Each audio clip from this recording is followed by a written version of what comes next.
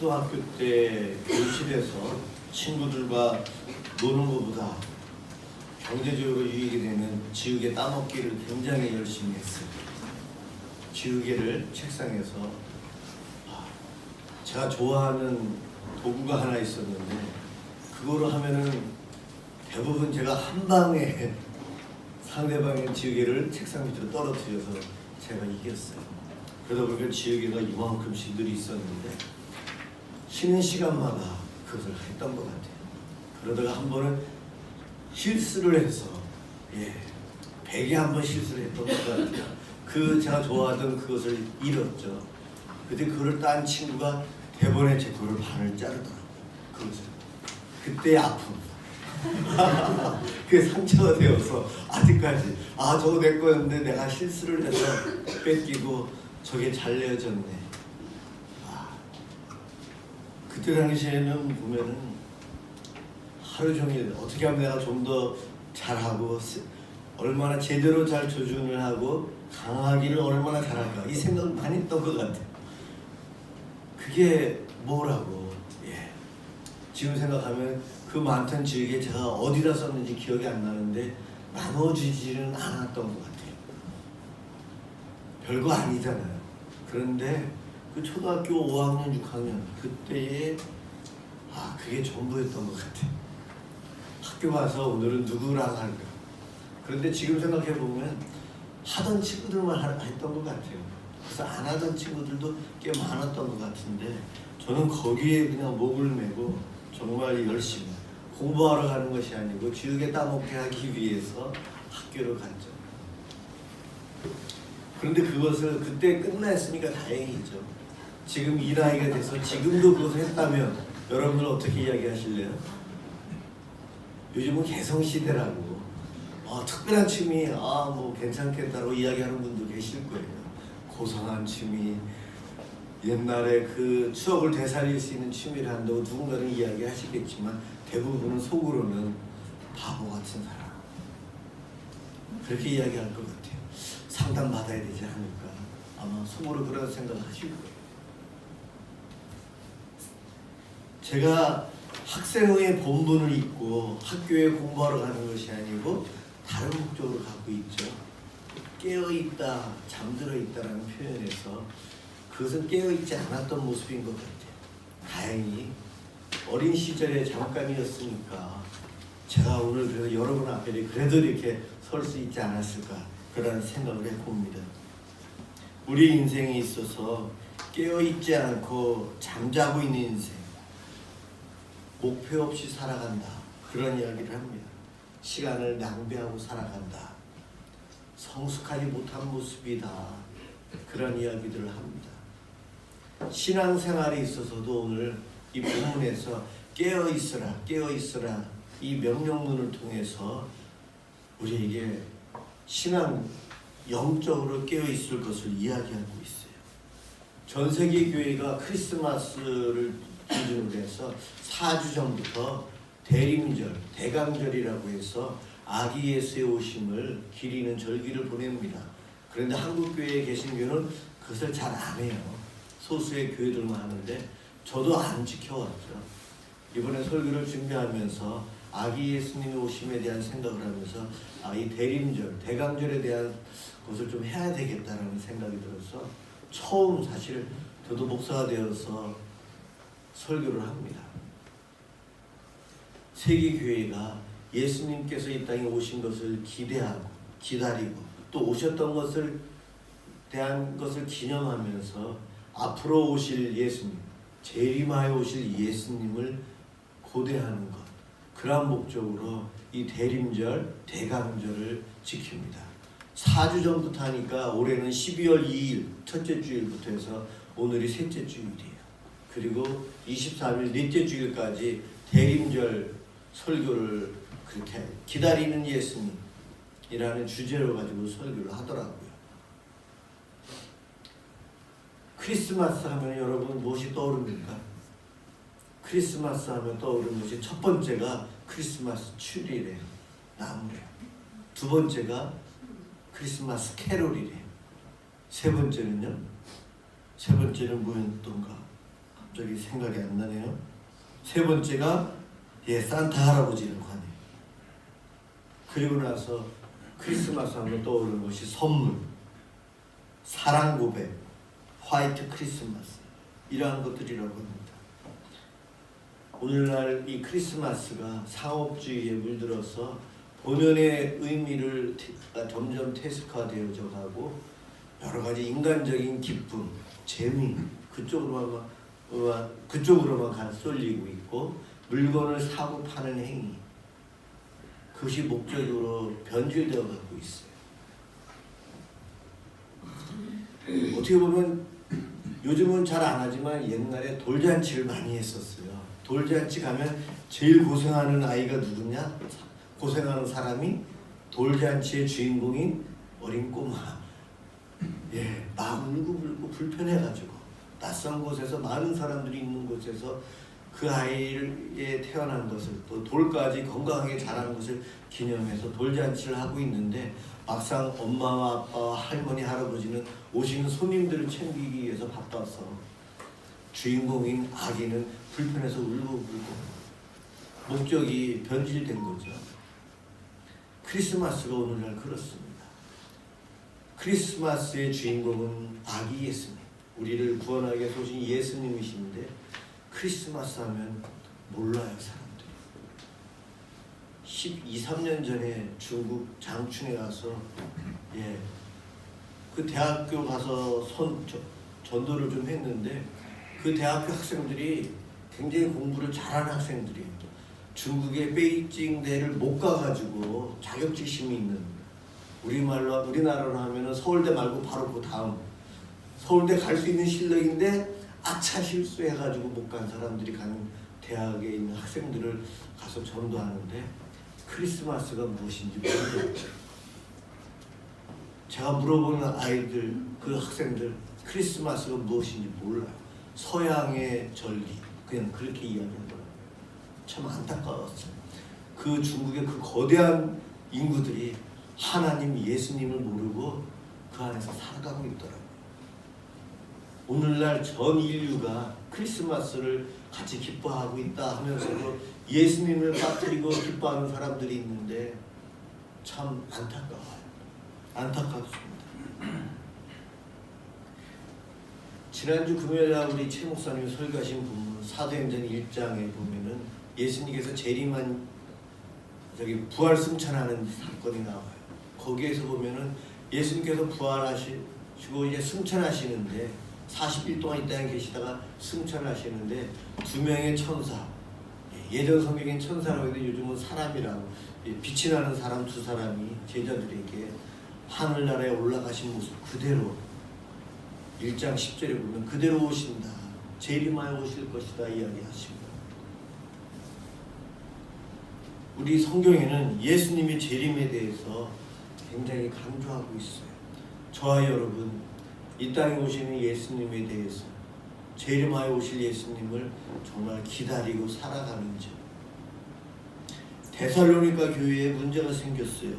재림신앙, 예수님 곧 오실 거야 라는 믿음을 가지고 어려움을 이기고 신앙생활을 해왔는데 안 오시는 거예요. 예수님께서 안 오시네요. 같이 신앙생활하던 사람들이 한 분, 두 분 세상을 떠나기 시작을 해요.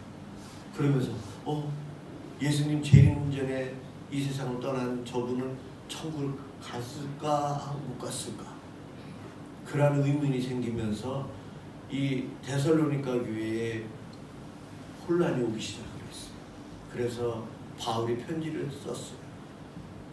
이 땅에 살아있는 자나 이미 죽은 자나 예수님의 재림 때가 언제인지 모르지만 그날은 반드시 있는데 그때는 차이가 없다. 다 예수로 인해서 구원받는다. 그러니 안심하고 열심히 신앙생활하고 그분이 언제 오실지 모르지만 기다리면서 소망 가지고 신앙생활하자. 그 내용을 데살로니가 전서 3장 4장에 기록하고 있어요. 예수님의 재림 얼마나 자주 생각하면서 신앙생활하고 있나요? 우리는 눈에 보이는 것, 지금 현재를 굉장히 강조하면서 살아가고 있기 때문에 앞으로 오실 예수님에 대한 생각을 잘 안 하고 살아가요. 잊어버리고 살아가요. 2000년 전에 오셨던 예수님도 나와 상관은 없다라는 생각이 들어요. 2000년이라는 그 많은 시간이 흘렀기 때문에.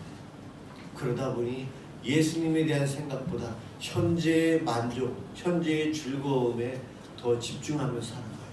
그러다 보니 예수님을 잊고 살아가는 때 순간순간들이 많아지죠. 그것을 성경에서는 소위 잠들었다, 깨어있지 않다라고 이야기합니다.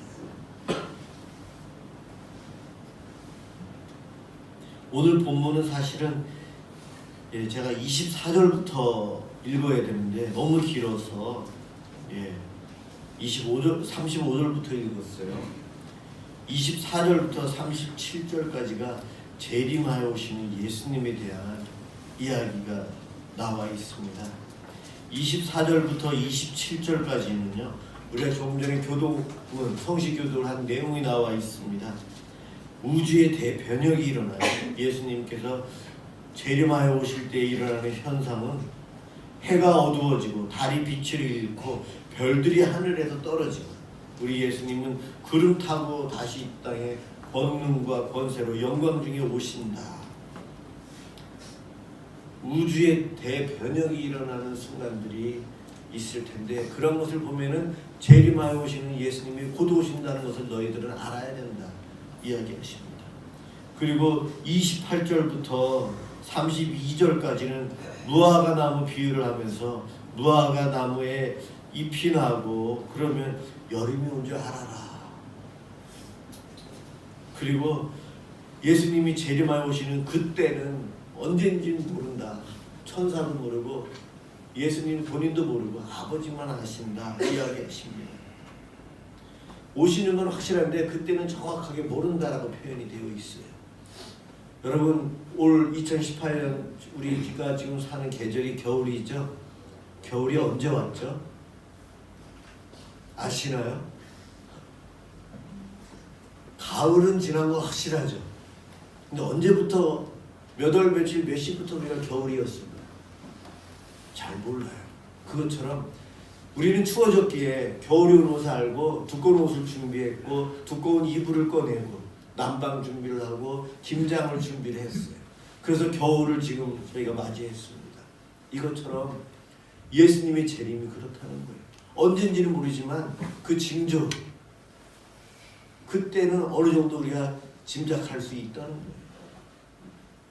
지난주보다는 오늘이 예수님의 재림과 더 가까워진 것은 확실해요. 오늘보다 내일이 예수님의 재림에 더 가까울 것 같습니다. 오늘 예수님이 안 오신다면, 예수님이 언제 오실지 우리는 정확하게 모르지만 반드시 오실 거예요. 그래서 33절에서 37절 사이에 깨어있으라, 깨어있으라 이것이 반복적으로 나와 있어요. 33절에 깨어있으라, 34절에도 깨어있으라, 35절에서도 깨어있으라, 36절은 건너뛰어서 37절에 깨어있으라 이야기합니다. 그런데 36절에 건너뛰었지만 거기서도 그가 호련히 와서 너희가 자는 것을 보지 않도록 하라. 이 말은 깨어있으란 말이거든요. 사실은 33절에서 37절까지 반복적으로 깨어있으라, 깨어있으라 매 절마다 그 이야기를 하고 있어요. 이 말씀을 왜 하시는가? 깨어있지 않아서 그런 거예요. 우리가 깨어있지 못해요. 성경에서는 깨어있으라는 말을 참 자주 하는 것 같습니다. 마태복음 25장에 보면 10처녀에 비유해서 지혜로운 5처녀와 미련한 5처녀, 밤새 기다리지 못하고 등잔에 기름을 준비하지 못한 이들을 깨어있지 않았다라고 표현을 하고 있어요. 성경에서 말하는 깨어있다, 그 의미는 여러분 깨어있다라는 의미는 신앙생활 열심히 하라는 거죠. 신앙생활 열심히 하라는 거예요. 그런데 전 세계적으로 한국 교회처럼 열심히 신앙생활하는 교회가 얼마나 있을까? 한국 교회는 깨어있기 위해서 매일 새벽마다 새벽 예배를 해요. 새벽 예배를 합니다. 정말 많은 분들이 해요. 제가 우리 교회 여기 올 때도 한 4시 40분 그 정도 그 전후에서 이제 출발해서 오는데 여러 교회들을 지나서 와요. 새벽 예배 가시는 분들이 보여요. 어두운데 검은색 옷을 입고 무단 횡단 하시는 분 보면 위험하다는 생각도 들고 교회로 막 사람들이 들어가시는 모습을 보면서 참 열심히시구나. 그 새벽에도 주차 안내하시는 분들도 나와 계시는구나. 많은 차량 운행하고 저분들도 잠을 못 자고 운전하고 계시네요. 그런 생각하면서 제가 이 교회까지 옵니다. 한국 교회에 많은 교회가 새벽 예배를 통해서 깨어있기 위해서 노력을 해요. 철야를 합니다. 밤을 새워서 철야를 해요. 제 부모님들 두 분 다 저희 본가나 처가나 저의 목회를 위해서 참 철야를 굉장히 많이 하신 것 같아요. 부모님들이. 이제는 건강이 안 좋으셔서 제대로 못 하시지만 작년까지 저희 꽤 열심히 하셨던 것 같아요. 새벽을 깨우리라 라는 책으로 유명한 목사님도 계시죠. 우리도 책도 유명하고. 그런데 정작 한국교회가 정말 깨어있는가? 라고 질문을 할 때 여기에 맞습니다. 깨어있습니다. 라고 객관적으로 평가할 수 있는 사람들이 얼마나 많을까. 부끄럽습니다. 새벽 예배를 하고 철야를 하고 교회에 날마다 오고 수많은 예배 행위와 종교 활동을 하지만 한국 교회가 깨어 있느냐라고 이야기할 때에 부끄럽지만 그렇지 않은 것 같습니다라는 대답이 더 많은 것 같아요. 그래서 세상으로부터 우리들이 비판을 받고 하나님의 영광을 가리는 안타까운 일들을 하고 있습니다. 메시아이신 예수님이 아기 예수님으로 오셨어요. 그런데 그때가 때가 참에 예수님 오셨거든요. 바벨론의 포로로 잡혀갔다 온 유대인들 율법을 열심히 지키며 메시아가 오실 거예요. 메시아 고대 사상 그것이 가득 찼을 때에 이 땅에 예수님이 아기 예수로 베들레헴에 탄생하셨는데 그것을 알고 기다리고 반겼던 이들은 국소수였다는 거예요. 대부분의 유대인들은 메시아를 고대하고 있었지만 메시아가 눈앞에 계시지만 알아보지 못했어요. 메시아 고대 사상 기다리고 있으면서도 보지 못하는 깨어있지 못한 유대인들. 그들은 잘못된 생각에 갇혀 있었어요. 그들이 생각하는 메시아는 다윗 왕처럼 눈에 보이는 권력, 권세, 힘 그것을 갖고 오시는 것으로 착각하고 있었어요. 이스라엘이라는 눈에 보이는 세상의 나라가 강성해지는 로마의 식민지에서 독립하는 그 하나님 나라라고 잘못 생각을 해서 그들은 잘못된 열정으로 메시아를 기다리고 있었기 때문에 메시아를 못 알아보았습니다.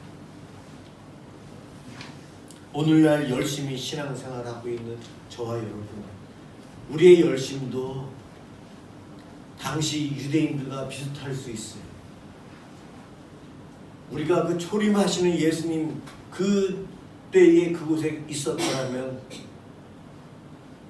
베들레헴의 마구간에 갈 수 있는 목동들이었을까요? 율법에 사로잡혀 있는 그 많은 수많은 종교인들 중에 한 사람이 내가 아니었을까 생각해 보시기 바랍니다. 아기 예수님 깨어 있었던 국소수의 사람들만 그 예수님을 맞아 기뻐 찬양했어요. 대부분의 유대인들은 잠을 자고 있었습니다. 세상 사람들은 당시의 유대인들은 로마의 제국으로부터 완전히 지배에서 해방되는 것을 꿈꿔왔어요. 로마의 압제로 인해서 불편한 생활을 하고 있었죠. 당시에 로마인들이 갑질을 하고 있었고 유대인들 중에 로마에 붙어 사는 사람들이 갑질을 했고 유대교는 부패해 있었고 억울한 죽음이 있었고 하나님의 통치는 거의 멀어져 보이는 그러한 상황 속에 아기 예수로 예수님이 오셨어요. 그 오신 예수님을 못 알아보았던 유대인들, 그와 같은 잘못은 이제 하지 말아야 된다는 거예요. 그래서 오늘 본문에서 깨어있으라, 깨어있으라 이야기합니다. 어떻게 보면 복음서를 이렇게 읽다 보면 우리 예수님만 깨어있었던 것 같아요. 하나님 나라 사상이 그때는 발전하지 못해서 예수님을 따르던 제자들도 늘 헷갈렸죠. 예수님 좌우에 있고 싶어서 야고보와 요한은 어머니를 통해서 아부하는 예수님께 요청하기도 하고 잘못된 생각으로 있었거든요. 예수님만 깨어 있었지 대부분의 사람들은 다 잠들어 있었어요.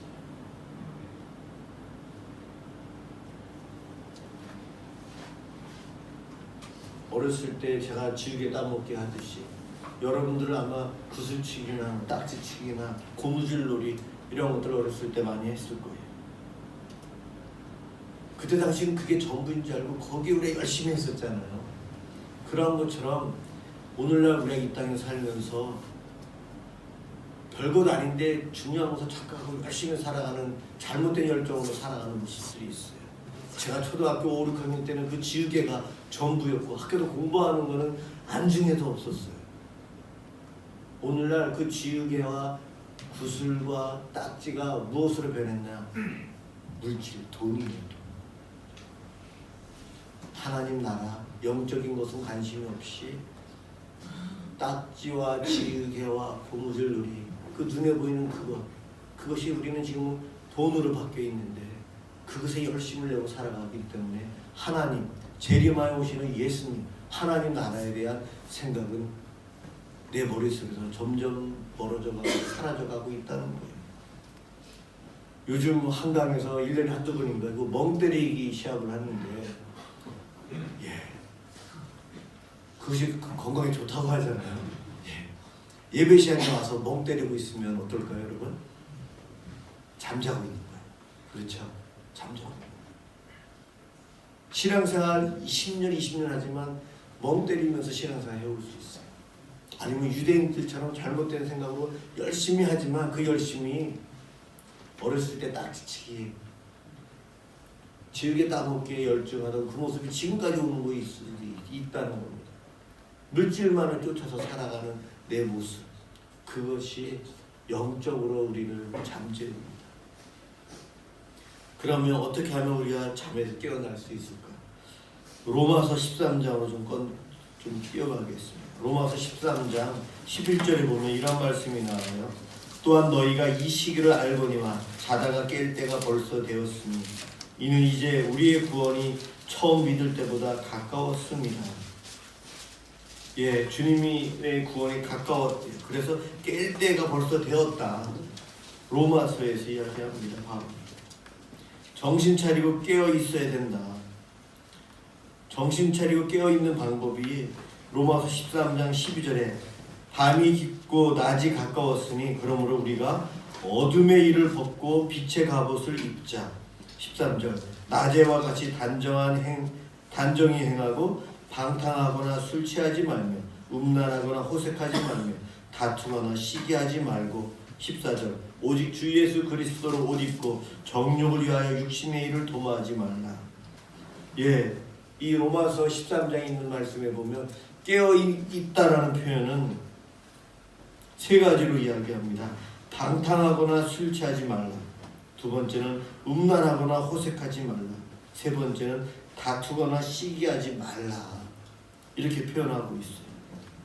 그 방탕하거나 술 취하지 않는 삶, 여기서 방탕하거나 술 취하지 않는 것은 당시에 헬라어로 코모스라는 단어의 방탕이라고 쓰였는데 이것이 우상 숭배에서 쓰였던 단어예요. 밤새도록 그 여신을 바카스 신을 섬기면서 술을 마시고 춤을 추고 향락을 하던 그 모습, 밤을 새워서 인간의 즐거움을 보내는 것이 여기서 방탕이에요. 술 취하는 것도 그 종교적인 행위에서 나온 이야기입니다. 나의 재미와 기쁨을 위해서 밤새도록 무언가에 집중하면서 살아가는 것, 그렇게 살다 보면 하나님을 잊어버려요. 요즘 우리 아이들이 컴퓨터, 핸드폰, 카톡을 하고 페이스북을 하고 메시지를 보내면서 1시간, 2시간씩 그게 집중하죠. 눈만 뜨면 핸드폰을 붙잡아요. 이러한 것이 그 머릿속에, 그 마음속에 예수님에 대한 생각을 잊게끔 합니다. 그러한 즐거움들이 바로 이러한 것이 여기서 말하는 방탕하고 술 취하지 않는 것. 술 취하는 것, 방탕한 것. 무엇인가 재미에 빠져서, 중독에 빠져서 예수님을 잊어버리는 것이 바로 방탕하거나 술 취하지 않는 것. 방탕하거나 술 취하는 것이죠. 예. 재미 그 자체는 뭐 좋은 거죠. 그러나 그 재미있는 것에 빠져서 예수님을 잊어버리는 것이 문제라는 거예요. 두 번째로 음란하고 호색하지 말라. 성적인 문제죠. 예. 우리 몸을 음란과 호색에 내어주면 쾌락을 얻게 되는데 그 쾌락을 얻는 대신 예수님을 잊어버린다는 거예요.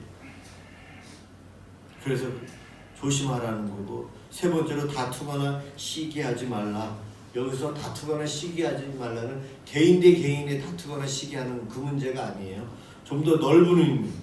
우리가 살아가는 이 사회가 경쟁 사회잖아요. 경쟁 사회. 남들보다 더 빨리, 더 높이, 더 많이 그것을 외치고 살아가요. 그러면서 성공했다는 소수의 한두 사람을 바라보고 나도 그렇게 되고 싶다. 무한 경쟁 시대에 살아가는 이 땅의 이야기입니다. 끊임없이 경쟁을 해서 남보다 높은 점수, 많은 취득물, 남보다 좋은 직장, 더 많은 연봉, 권력의 자리, 더 빠른 승진, 이러한 경쟁에서 조금 뒤로 밀려나거나 처지거나 은퇴하게 되면 시기와 부러움이 생겨요. 나도 저렇게 됐어야 되는데, 나보다 능력 없는 사람이 저렇게 됐네. 그러면서 우리는 시기와 부러워하는 마음이 생기죠. 그러한 것들을 여기서 이야기하고 있어요. 다투거나 시기하지 말라. 이러한 것들이 잠자는 모습이다. 깨어있지 못하는 것이다라고 이야기합니다. 과도한 경쟁에 빠져 있어서 신앙생활을 내가 열심히 해야지라는 이 생각에서 멀어지는 것이 잠자는 거예요. 내가 요즘 무엇에 열중하고 있나? 내가 열심히 하는 그것 때문에 신앙생활을 게을리하게 되고, 하나님을 생각하는 것, 예수님을 생각하는 것, 그것이 점점 없어진다면 우리는 돌이켜야 돼요. 지금 내 머릿속에 가득 차 있는 생각이 무슨 생각입니까? 주님에 대한 연말이라 감사할 게 무엇일까? 예수님이 초림하여 오셨는데 그 예수님이 또 재림하여 오실 때에 나는 어떠한 모습으로 그분을 맞이할 수 있을까? 크리스마스가 다가오는데 그 생각을 하고 계십니까? 아니면 안중에도 없습니까?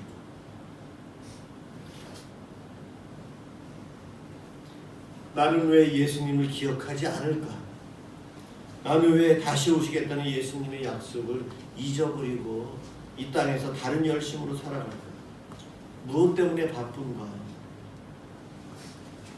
오늘 본문의 로마서에서 이야기한 방탕과 음란과 다툼에 빠져 있을지 모르겠어요. 그렇다면 어떻게 우리가 극복해야 할까요? 그 같은 본문이 로마서 13장 14절에 해결 방법이 오직 주 예수 그리스도로 옷 입고 정욕을 위하여 육신의 일을 도모하지 말라. 예수님으로 옷 입으라. 예수 안에 거하라. 예수 잘 믿으며 살라. 그 이야기를 하고 있어요. 이것이 처방법이에요. 그런데 여러분, 제가 조금 전에 앞부분에 이야기했는데 한국교회가 새벽 예배부터 철야부터 열심히 하는데 깨어있지 않다고 얘기했고요. 근데 지금 결론에 와서 예수 안에 거하면 된대요. 또 열심히 하면 된다고 같은 말을 하고 있는데 이게 다른 이야기인 거 여러분 아셔야 돼요. 영적으로 깨어있는 사람이나 안 깨어있는 사람이나 똑같아요. 겉으로 볼 때. 제가 영적으로 깨어있을 때와 안 깨어있을 때 모습 똑같다는 거예요. 어떤 분은 지금 이 자리에 계시면서 영적으로 주무시고 계신 분이 계시고 어떤 분들은 깨어있는 분들이 이 자리에 계세요. 우리는 잘 몰라요. 영적인 부분은 눈이 안 보이기 때문에 그렇습니다. 신앙생활 열심히 하는데 어떤 분은 그게 영적으로 깨어 있는 거고요. 어떤 분은 영적으로 자고 있는 거예요. 예배의 회복, 기도의 회복, 말씀으로 양육받는 것, 이것이 유대인들처럼 영적으로 잠자고 있는 열심일 수도 있어요.